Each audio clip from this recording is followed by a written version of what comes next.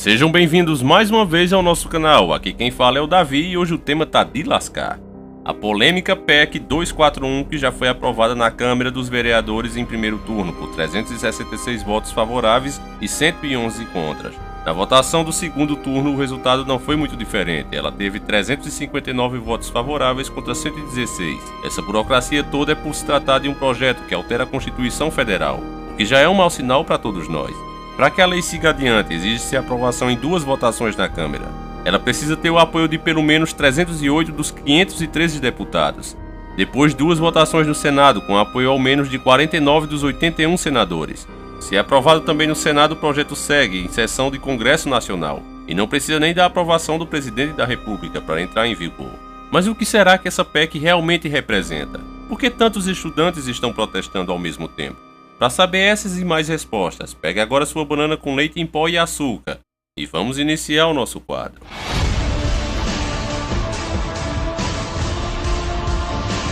Senhores do Mundo.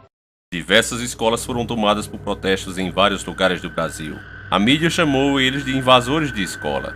Mas o mais estranho de tudo isso, mais incoerente, é que esses invasores são os próprios estudantes. Há um motivo de toda a revolta, é a PEC 241, que basicamente diz em seu contexto: fixar para os três poderes, além do Ministério Público, da União e da Defensoria Pública da União, um limite anual de despesas. O texto será válido por 20 anos a partir de 2017 e consiste no valor gasto no ano anterior, corrigido pela inflação acumulada nesses 12 meses. A inflação é medida pelo indicador IPCA, Índice Nacional de Preços ao Consumidor Amplo, e a desvalorização do dinheiro quando ele perde o poder de compra num determinado período. Dessa forma, a despesa permitida em 2017 será a mesma de 2016, mas corrigida com a porcentagem que a inflação tirou, o poder de compra da moeda naquele ano. Na prática, a PEC congela as despesas porque o poder de compra do montante será sempre o mesmo. Em outras palavras, pessoal, falando de forma simples, o governo do estado só pode gastar o mesmo valor que gastaram no ano passado, corrigido pela inflação. Tipo, tu gastou 50 mil reais na compra de um carro novo no ano passado. E agora para comprar um outro carro, exatamente igual ao que você comprou ano passado, você agora vai pagar por ele 53 mil nesse ano. Por causa da inflação, que fez os 50 mil não ter mais o poder de comprar os mesmos 50 mil. Você agora tem que colocar mais 3 mil. É apenas esses 3 mil que o governo vai permitir. E esse é o problema de ter gerado tanta revolta. O governo incluiu nesse balaio de gato as despesas de saúde e educação, o que é inconstitucional, por isso mesmo é que essa PEC é uma emenda como se fosse uma gambiarra na Constituição. Escute bem a punição para os estados que gastarem mais, segundo os especialistas que foram consultados pela BBS Brasil. O link para você conferir vai estar aí na descrição do vídeo. Segundo especialistas consultados pela BBS Brasil, há 3 tipos de impacto. O primeiro deles está descrito na proposta. Caso o limite de gasto seja descumprido por um poder executivo, legislativo ou judiciário, ou até um órgão, o mesmo não poderá conceder aumentos para seus funcionários nem realizar concursos públicos. Outras sanções são impedir a criação de bônus e mudanças nas carreiras que levem ao aumento de despesas. As medidas funcionam como uma forma de punição para aqueles que fecharem a conta no vermelho. Há também outras consequências que não são citadas na PEC, que estão em oculto, mas podem aparecer após a sua implementação, como o congelamento de salários e uma discussão maior sobre distorções do funcionalismo público do país. Aí nós começamos a entender a verdadeira situação do Brasil. A conta daquela Copa do Imundo, onde foi aprovado o gasto sem limites, a roubalheira do governo deixou o país falido, acabado. Esses mesmos que roubaram ainda estão no poder, porque eu acho que eu fui um dos primeiros a falar isso aqui no Brasil. Aquelas pessoas que foram na rua gritar "Fora Dilma" foram enganadas. O povo foi usado como massa de manobra e mostrou mais uma vez como é ingênuo. O que todos nós como brasileiros queríamos eram eleições diretas e não a troca de 6 por meia dúzia, como foi feito. O que fizeram para tapear o gado foi trocar o apresentador do espetáculo que participou, compactuou e fez parte de toda a roubalheira. Porque caso você não tenha parado para pensar, quando você deu seu voto a Dilma, você votou também no Temer, que era o vice-presidente dela. Quando ela fundava o Brasil, Temer estava lá junto dela, participando de tudo. Então inverteram as posições e colocaram esse mesmo camarada sentado na cadeira dela. E o gado aceitou de boa. Quem chora no meu ombro, eu juro que não vai embora. Que não vai embora. Que não vai. Os protestos finalmente acabaram. E as leis que eram impossíveis ser aprovadas no governo Dilma agora estão indo pra frente nas mãos de Temer, e é a mesma merda no final de tudo isso. E uma prova definitiva do que eu sempre digo, que Temer é a continuação do governo do PT, é que o próprio Lula, em 2005, já tinha tentado aprovar essa emenda, a PEC 241. Pesquise e você verá, contra fatos não há argumento. Eu sei que pode ter alguém que vai dizer: ah, mas Davi, na situação que nos encontramos é necessário que controle os gastos públicos. É verdade sim, você está certo, é preciso se cortar gastos. Mas mexer na saúde e educação, cara, isso deveria ser usado no último recurso. Inclusive, já prevendo isso, a Constituição foi criada justamente para impedir que um governo tomasse essa decisão. E por isso é que vão fazer uma emenda constitucional. Quando você ouvir essa palavra de emenda constitucional, esqueça, é apenas uma palavra bonitinha para gambiarra inconstitucional. O Temer está desesperado para que se aprove logo essa emenda. Ele sabe que quando o povo se der conta do que eles estão fazendo, por baixo dos panos, não vai ter como ele aprovar. A má fé desses caras é tanta que demonstram que eles não têm nenhuma boa intenção com essa PEC. É que eles não querem fazer essa lei por 1 ou 2 ou 3 anos. Eles querem pôr essa porra por 20 anos. Ou seja, o povo tá morrendo, sufocado, e eles espremem você ainda mais para tirar o restinho do seu oxigênio, o seu último fôlego. Porque como não fazem como Clodovil sugeriu? Não dão um exemplo de cima, cortando parlamentares, cortando as regalias dessa cambada que vive de sugar o suor dos brasileiros trabalhadores. Para você ter uma ideia do que eu estou falando, digite aí quanto custa um parlamentar e você vai ficar enojado com o Brasil. Esses vagabundos custam um tal de R$1 bilhão para você, meu amigo contribuinte. Se eles estivessem agindo de boa fé, por que não aprovam um projeto do finado Clodovil de reduzir o número de parlamentar e começam a acabar de vez com essa superfaturação? Hoje, em qualquer lugar do Brasil que você for e fizer uma pesquisa, se um saco de cimento custar R$28, a prefeitura compra esse mesmo saco de cimento por R$300. As denúncias em todas as áreas estão aí. Se controlassem essa superfaturação, com certeza nós não precisaríamos de medidas desse tipo. Talvez nosso país nem estivesse em crise. Nós hoje estamos sendo literalmente destruindo de dentro para fora. Esses canalhas usam como argumento para aprovar a PEC o desequilíbrio das contas do governo. Esse é o principal argumento em defesa dela. Eles dizem que esse é o 3º ano que o Brasil gastou mais do que arrecadou. O orçamento de 2016 prevê um déficit de 170 milhões. Novos déficits nas contas são previstos pela equipe econômica do governo, ao menos até 2018. Entre 2006 e 2015, a dívida pública do governo aumentou de 55,5% para 66,2% do PIB. No mesmo período, os gastos do governo foram de 16,7% para 19,5% do PIB. O PIB, Produto Interno Bruto, é a soma de todos os bens e serviços produzidos no país a cada ano e serve como o principal indicador do desempenho da economia. A dívida brasileira hoje corresponde a 70% do PIB. Se nada for feito em 2020, será de 100%. E esses, meus amigos, são os principais argumentos que defendem a PEC. E é por isso mesmo que ela está sendo aprovada. Agora eu quero que você pense no quadro. Se os governos do estado dizem que essa pouca vergonha que você está vendo nas imagens acontece nos hospitais, onde se tem mais seguranças do que profissionais de saúde, a culpa é de poucas verbas, imagine o que vai acontecer agora daqui para frente. Estudo dos pesquisadores do IPEA, que se trata do Instituto de Pesquisa Econômica Aplicada, apontou que a saúde pode perder até 743 bilhões nos 20 anos que essa PEC estiver valendo. Então, meu amigo, imagine essas imagens que você está vendo multiplicadas várias e várias vezes. Vai morrer muito mais gente, teremos mais greves em todas as áreas públicas. Sem contar que você também estará 20 anos mais velho. Você não vai tirar a gente, não. Você não vai tirar a gente, não. Não vou sair daqui. Nós não vamos sair daqui. Aqui é um local público. Nós estamos esperando. Então me dá um documento dizendo que eu não posso ficar aqui. Se você... Não, cadê o documento dizendo que eu não posso ficar aqui? Cadê? Onde diz que eu não posso ficar aqui? Você tá empurrando. Você tá empurrando. Você tá empurrando. Ei, sai de... Ei.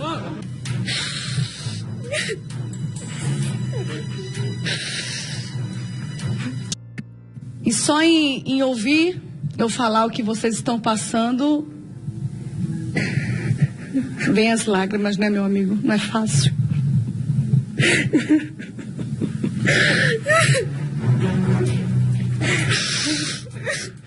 Embora muita gente não acredite na existência da elite maldita e ache que somos paranoicos quando falamos dos donos do planeta, dos senhores do mundo, fique sabendo que o maior motivo dessa situação a qual nos encontramos é a mesma que o nosso saudoso Enéas falou durante toda a sua vida. Professor Bautista Vidal, eu acabei de ler o seu livro, O Esfacelamento da Nação. Eu não sei se eu fiquei indignado ou assustado. O que é que o levou a escrever esse livro extraordinário?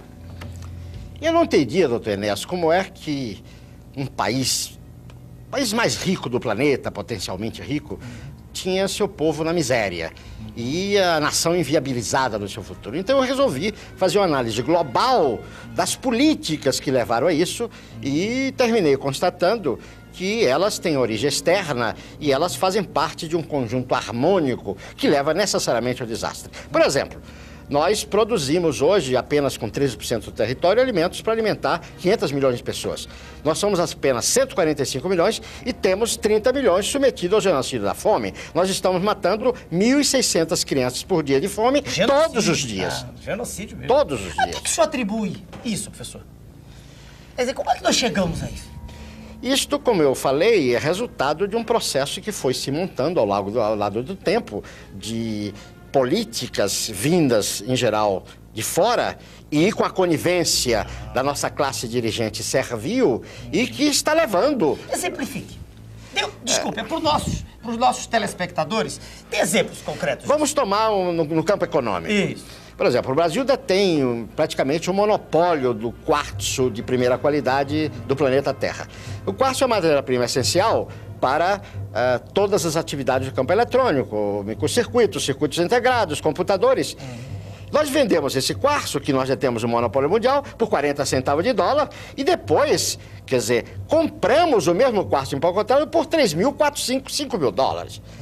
A energia do Cury, um outro exemplo, nos custa 42 dólares, o preço internacional é 52, entretanto nós vendemos a 10, 12, 7. Sim, isso é imposto. É imposto porque nós aceitamos. Evidente. Que os dirigentes aceitam. Essa é a grande razão do país estar nessa lasqueira.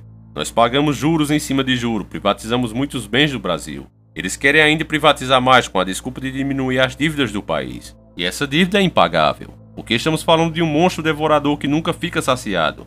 Todos os países estão nas mãos deles, não adianta nos espremer, porque já estamos no caldo. A verdade é que quanto mais se privatiza, com a desculpa de abrir novos mercados, livre concorrência, mais o fumo entra. Como o sentido da própria palavra diz, privatizar, estamos nos privando de um bem e passando para os estrangeiros que lucram ainda mais em cima de nós. Privatizamos a Telebrás em 98 por pouco mais de 22 bilhões. As desculpas que foram dadas na época são as mesmas de hoje. Vai melhorar o serviço, vai ficar mais barato. A dívida externa vai diminuir, e hoje aí temos TIM, Claro, Oi, entre outras. E pergunte aos seus pais se isso fez as contas ficarem mais baratas em relação àquela época. Se você fizer essa pergunta, com certeza você vai ouvir um não bem grande. Vai dar até pra ouvir daqui. E pra quem ainda defende essa merda de privatização, eu pergunto, me dê apenas um exemplo de privatização que ajudou verdadeiramente o país. A Telebrás é um ótimo exemplo de privatização, que mostra o que realmente significa privatizar e o prejuízo que isso gera. Surgiu a internet e hoje a linha telefônica é o principal meio de comunicação e o que mais gera dinheiro no mundo. E para onde está indo esse dinheiro que você paga a sua conta de internet? Os créditos que você põe no seu celular? Será que vai para os cofres públicos? Ou o verdadeiro destino deles é ir parar nos bolsos dos bilionários donos desse planeta? O Brasil hoje teria condições de comprá-la de volta se assim o quisesse? Pense bem nisso, meu amigo, porque essa PEC é mais uma armadilha desse tipo. E o povo tem que fazer alguma coisa antes que seja tarde demais. Anote bem o que eu vou dizer, mas essa PEC vai tornar a vida nesse país tão ruim, tão injusta, que o povo vai implorar para que se privatize mais o Brasil, a fim de diminuir a dívida externa, que seria a causa de estarmos assim. Pode me chamar de doido conspiracionista, mas eu acredito que esse é mais um plano da corja maligna para implantar um governo único. Eles vão forçar os países como o Brasil, através de crises financeiras geradas por eles mesmos, a venderem suas principais fontes de rendas, o que obviamente vai acabar com o poder público, e será apenas uma figura decorativa, sem poder nenhum. Nós já estamos ficando assim. Uma maneira simples de explicar como a nova ordem mundial e o governo único vai se estabelecer através da privatização. Pense comigo agora, para você vir aqui na minha casa, para você entrar, você vai ter que ter minha permissão ou de alguém que more na minha casa, e assim é que você vai poder entrar. Mas imagine que a gente vá no cartório e eu te venda a minha cozinha. A partir de agora eu não posso mais proibir a sua entrada, porque a cozinha já lhe pertence. A sala, o quarto, os banheiros são meus. Mas a cozinha, de onde vem a comida da casa, essa já lhe pertence. Através disso, você agora tem todo o direito, se por acaso eu agora ou alguém da minha família queira barrar sua entrada na nossa casa, você tem todo o direito de ir até a polícia e fazer valer os seus direitos. É exatamente assim que o governo supremo vai fazer. Como um presidente que queira consertar o país pode fazer alguma coisa contra se eles estão vendendo as principais fontes de renda do país? Se o governo inventasse de tomar, com certeza eles procurariam as Nações Unidas e fariam valer os direitos deles. Igualmente você faria indo até a polícia para fazer valer os seus direitos para entrar na minha casa. É exatamente igual, só muda o tamanho do exemplo. Se você é dono da principal fonte de renda de um lugar, você é dono daquele lugar. Você não precisa ser dono de cada terreno no país. Basta você ser dono apenas das principais fontes de renda do país. E você automaticamente será o dono dele. Não tem pra onde correr. Essa história das privatizações não está inserida nisso, não? Não está dentro do contexto? Claro, claro. Porque ao mesmo tempo que as nações hegemônicas fortalecem os seus estados, eles querem destruir os estados das nações hoje dependentes. Então o processo de privatização está nesse contexto. Tem uns exemplinhos, Quer dizer, agora aqui, essas últimas. Essas duas, por exemplo, o caso da Uzi Minas, né? A Uzi Minas, que é a segunda mais eficiente indústria siderúrgica do mundo, né? Quer dizer, é um patrimônio de 15 bilhões com B de dólares, e foi entregue por um valor que não vale um gol usado. Isso é um dado da Procuradoria-Geral da República que estudou detalhadamente a questão. É uma transferência de patrimônio. Uma transferência de patrimônio. Professor, existe um documento terrível, que eu sei que o senhor conhece bem. Fale um pouquinho para os nossos telespectadores dele. Fale sobre o Consenso de Washington. Bom, o Consenso de Washington sintetiza num documento onde todas essas ações. Ninguém pode dizer que desconhece. Porque isso está consubstanciado num documento onde a participação nacional foi nenhuma. Isso veio de fora, por isso se chama Washington. Imposto. Então, imposto. O processo de privatização, a reforma administrativa, a reforma fiscal, a reforma ilegítima da Constituição, a destruição, tá tudo lá. Só não sabe quem não quer saber. Essa história, professor, da globalização da economia. A globalização é aquela história, né, da livre competição, da raposa e da galinha. Nós já sabemos qual é o final. O senhor diz no seu livro que nós caímos numa armadilha. É uma armadilha fruto de todas essas contingências. Vou dar apenas um exemplo. Eles falam na competição entre nações. Se eu tenho a competição entre empresas, uma empresa vai à falência e manda pra rua seus trabalhadores, seus operários. A nação vai à falência, vai matar o seu povo. É o fim do humanismo. É o fim do homem, é o fim do humanismo, né? É o desastre total, o desastre. Como é que a Vale foi privatizada? Eu conversava com o senhor. O que se recebeu, né, naquele cheque, né? Quando o senhor fala Vale, é a companhia Vale do Rio Doce. A maior mineradora de ferro do planeta. Não é Vale Refeição, Vale do Rio Doce. Rio Doce, tem razão, perdoe-me, eu fui impreciso. Quando a Vale do Rio Doce foi privatizada não, foi entregue, foi doada de maneira criminosa. Em que governo foi isso aí? O governo de Sua Excelência, o ex-presidente Fernando Henrique Cardoso. Quando ela foi privatizada, o valor recebido foi de 3,33, uma fraçãozinha, bilhões de dólares. Não deu para pagar esse valor, um mês de juros da dívida pública.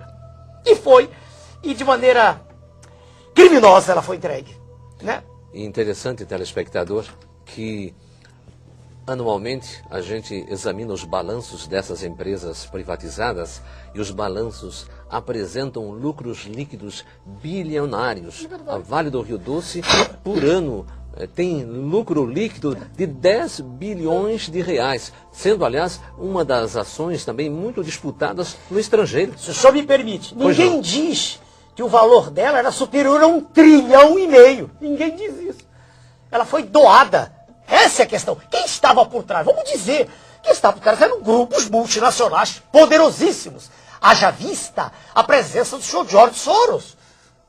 Um dos mega bilionários do planeta está fazendo, por acaso, alguma caridade ao investir na Vale do Rio Doce. A Vale do Rio Doce era, e ainda continua sendo, uma questão estratégica, porque os minérios representam a nossa segurança.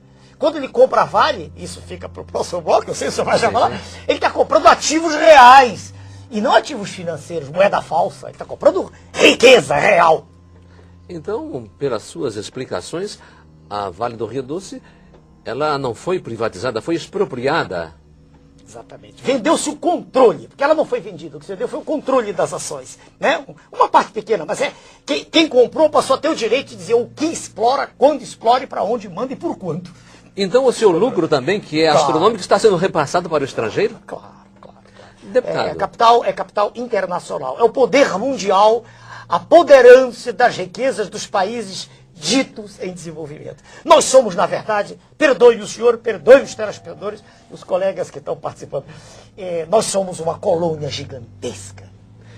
Deputado, e também nas telecomunicações? Telecomunicações. Aconteceu a mesma coisa? Terrível. Então perdemos o controle de minérios e das comunicações. Agora, hoje, eu estava vindo, um assessor me ligou que nós não temos mais o direito de exportar açaí, lá do norte do país, açaí, da minha região de onde eu vi, porque o açaí agora foi, como é que te diz, patenteado lá fora. Não tem certeza. Parece que... Açaí, nossa. Não, foi patenteado o nome, açaí. Ah, sim, não, a frutinha, o açaí, que eu conheço. Não temos mais direito. Rapadura. Estamos desprotegidos. Desprotegidos. Essa é a verdade. E pelo amor de Deus que ninguém venha falar aí nos comentários que a solução seria o anarcocapitalismo, um estado mínimo, porque essas são ideias de jirico. É a mesma coisa de um cara tá querendo roubar a sua casa e você pensar, o negócio é deixar logo a porta aberta. Simplesmente isso é um absurdo. Professor, uma conversa que anda por aí, badalada, todo mundo fala, é a questão do estado mínimo. Como é que o senhor vê isso? Eu acho isso uma grande bobagem. Não existe estado mínimo nem estado máximo, existe o estado necessário. O estado é o instrumento institucional e jurídico de execução do projeto de um povo, do projeto nacional. Fale um pouquinho sobre isso, um projeto nacional. Projeto nacional é uma questão de atitude. Nós precisamos parar de dizer não à inflação, não à miséria, não à corrupção. Nós temos que dizer sim.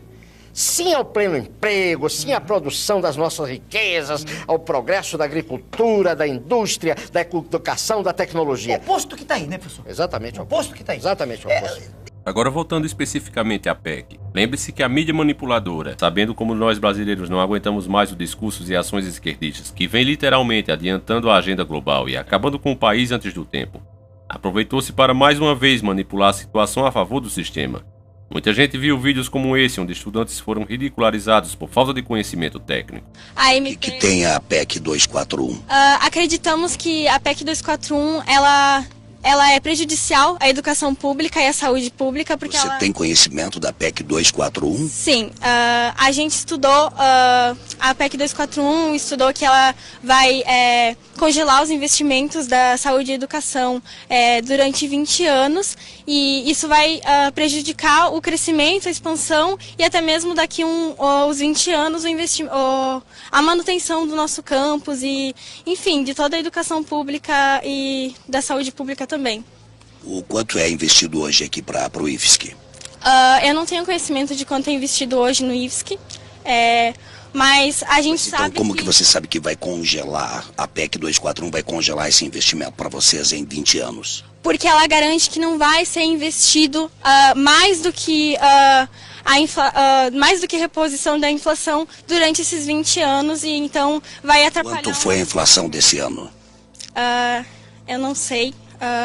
A maioria desses estudantes vão no embalo e não sabem realmente o porquê estão protestando. E o pior é que, de fato, eles são manipulados pelos esquerdistas que os usam como escudo. Precisar dessa representatividade que não funciona para eles. Mas o Edson, Edson, eu sei, mas o Robson Aires, ele é professor aqui? Robson Aires? É, o Robson, vem saindo aqui agora mesmo aqui, camisa amarela. Ocorreu uma palestra sobre... Ele é do PSOL. Ele é do PSOL, sim. Ocorreu uma palestra sobre o problema da Samarco e Mariana, e eles... A maneira de fazer o protesto, invadindo escolas, foi maldosamente planejada por eles. Eles sabiam muito bem que não teria como a polícia agir se tratando de menores, porém o tiro sempre sai pela culatra, porque ninguém em sã consciência vai aprovar invadir escolas, fechar, pichar, gerando tumulto que só fez uma criança perder a vida. No final dessas atitudes, quem sempre acaba se prejudicando é o próprio povo. O correto seria ter ido a Brasília, acampar lá no Planalto, fazer protesto na rua dos deputados, tacar ovo podre neles se fosse o caso. Aí com certeza eles teriam aprovação popular. Agora impedir crianças pequenas de terem aula só deu espaço à mídia para fazer o que eles realmente fazem melhor: manipular a população. E dessa vez ela fez isso de maneira descabida. O repórter aí, em vez de fazer o papel de informar a população o que estava acontecendo, ele vai no papel de defensor do sistema, como se estivesse ali para um debate, inclusive pedindo informações técnicas. Vai atrapalhar... Quanto foi a inflação desse ano? Eu não sei. Você tá me deixando meio constrangida. Por quê? As perguntas são difíceis para você? Não, porque você tá fazendo perguntas muito tendenciosas e eu tô... Se ele queria fazer um debate, ele deveria ter convidado alguém preparado para isso, ou pelo menos ter dito qual era a intenção da entrevista dele. Mas não pegar uma pessoa que não sabe se expressar bem para fazer uma coisa dessas, o que só prova o que dizemos constantemente sobre a mídia. Eles agem de maneira covarde e manipuladora. Infelizmente o plano deles deu certo e as pessoas preferiram fazer chacota com a menina, ao invés de estudar a emenda e o que ela vai representar. Com certeza a mídia não está ligando se não tem médicos nos hospitais públicos. Eles ganham bem e frequentam o hospital particular quando precisam. Vão cortar e congelar as vagas da educação? Foda-se. Os filhos deles estudam em escola particular, então eles não estão nem aí para a educação pública.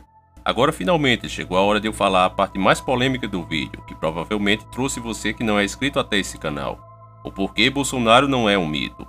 Eu já fiz vários vídeos aqui onde eu cito que Bolsonaro, dentro das possíveis opções que teremos para 2018, é a nossa melhor opção. Eu volto a afirmar isso, mas deixando claro que ele não é um mito e nem nunca foi, e não chega a ser nem o dedão do pé de um Enéas, de um Clodovil, que mesmo com uma carreira curtíssima no Senado demonstrou ser um grande político, disposto a verdadeiramente mudar o Brasil para melhor. Você vai ver agora comigo tudo o que eu disse aqui no nosso vídeo ser praticamente confirmado por um depoimento de Bolsonaro. Preste bem atenção. Olá, Jair Bolsonaro. Em matéria publicada no jornal O Globo de hoje, se o governo federal reduzisse 1% a taxa Selic, representaria ao final de um ano uma economia de 36 bilhões de reais. Onde quero chegar? Votaremos na próxima segunda-feira a PEC do teto. E ela está atrelada para uma votação futura na reforma da Previdência. Se nós diminuíssemos apenas 3% a taxa Selic, ao longo de um ano, a economia, um pouco acima de 100 bilhões de reais, representaria muito mais do que o governo quer deixar de pagar, congelando o salário de servidores e mexendo nas pensões e aposentadorias.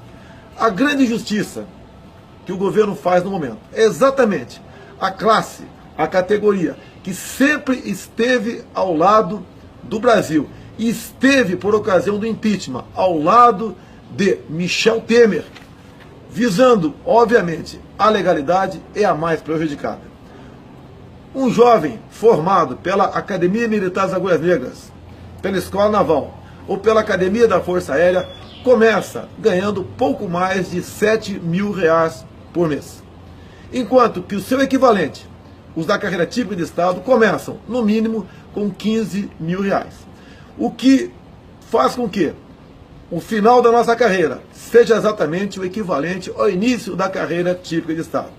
Ao nos colocar todos numa mesma situação de congelamento salarial por 20 anos, ou seja, essas categorias, entre elas nós, só teríamos de reajuste no ano seguinte o máximo da inflação do ano anterior.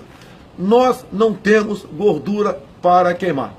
Nós não temos como ter outra profissão. Nós trabalhamos no mínimo 60 horas por semana. E nós, repito, estivemos ao lado deste governo que agora assumiu exatamente pela legalidade, culminando então com o impeachment, livrando o Brasil de uma questão ideológica, ou seja, o comunismo. Mas o que nos entristece nesse momento é ver o governo Temer simplesmente apunhalando os militares das Forças Armadas, congelando-os por 20 anos a sua questão salarial. As evasões, que estão na casa de 240 capitães e tenentes por ano, 500 segundos e terceiros sargentos, vai aumentar. A informalidade, a busca de outro emprego, mesmo de forma ilegal, se fará presente em nosso meio. E o que é muito e muito triste é ver o governo, após assumir de forma definitiva o governo, apunhalar as Forças Armadas com uma medida mais que draconiana. Uma medida que levará simplesmente à proletarização das Forças Armadas. Pior do que aqueles que saem são aqueles bons jovens que não mais procurarão a carreira das armas. E o governo agora ainda tem a desfaçatez de me convidar para um jantar domingo no Palácio do Planalto. Para comemorar não sei o quê. O que ele quer é dividir irresponsabilidades. E com essa forma de governar, eu não posso concordar. Escute bem esse detalhe, vou até pôr de novo para você ver.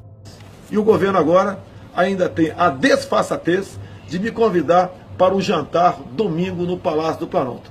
Assim sendo, declaro agora o meu voto contrário a essa PEC, bem como, da tribuna da Câmara, mostrar as reais intenções desse governo com essa proposta. Se o governo não tem independência para negociar com o sistema financeiro, não pode ter prepotência para impor sua vontade junto não só aos servidores públicos, bem como aos militares da União. Muito obrigado e fique com Deus. Veja que ele confirmou e ainda disse muito mais do que nós dissemos até agora no nosso vídeo. E ele não era a favor dessa maldita emenda, ia votar contra. Até aí você viu e está tudo bem. Agora veja que a verdade é uma só, nós não temos salvação. Olá, Jair Bolsonaro.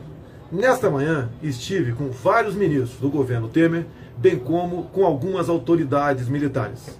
Assunto em questão, PEC 241, que trata dos gastos e suas consequências para a retomada do emprego, ou seja, para que o Brasil possa sair desse estado de letargia que se encontra em função do desserviço prestado pelo PT ao longo dos 13 anos. Logicamente, nos convencemos, também, em particular, pelo fato de que os integrantes das Forças Armadas não serão esquecidos numa futura e breve reformulação de toda a sua carreira. Assim sendo, e reconhecendo o próprio governo que as Forças Armadas é uma instituição primordial e essencial para a manutenção da nossa democracia, este compromisso, Jair Bolsonaro e governo Temer, foi aceito. Assim sendo, o meu voto nesta tarde será sim a PEC do teto. Um forte abraço a todos e fique com Deus. Eu acho que não é preciso que eu diga muita coisa, porque vocês, meus inscritos, são inteligentes. E esse canal só é o que é graças a cada um de vocês. É por isso mesmo eu procuro informar vocês com a verdade, seja contra quem for. Porque eu não tenho um lado, não torço pra ninguém. Só sigo a Deus, esse sim merece ser chamado de mito na minha opinião, só ele. O resto é resto. Quando eu digo que não temos salvação, que tudo já está nas mãos dos senhores do mundo. Não que Temer vai contra eles, Bolsonaro vai causar contra a coja maligna. Basta você observar, meus amigos, o exemplo dos americanos. O próprio Donald Trump havia chamado a Hillary Clinton de criminosa e disse que a família dela deveria estar presa. Esse era o governo dele antes de ganhar as eleições. Só que depois da vitória dele, as coisas mudaram de figura. A criminosa passou a ser uma grande mulher nas palavras do próprio acusador. E ainda, Donald Trump disse que o país deve muito aos Clinton e que ia se unir a ela. Agora você tá vendo aí o mesmo com Bolsonaro. É aquela história que eu falei no nosso vídeo. Se você não viu ainda, por favor, assista. A história do capitão do bar. Seja qual for a embarcação que nós viemos a escolher, o nosso destino será o mesmo, só vai mudar a rota. Um capitão nos levará por águas mais calmas e fará a viagem ser mais tranquila. O outro pegará uma rota onde o mar é mais turbulento. Mas o nosso destino é o mesmo. É igual em ambas as situações.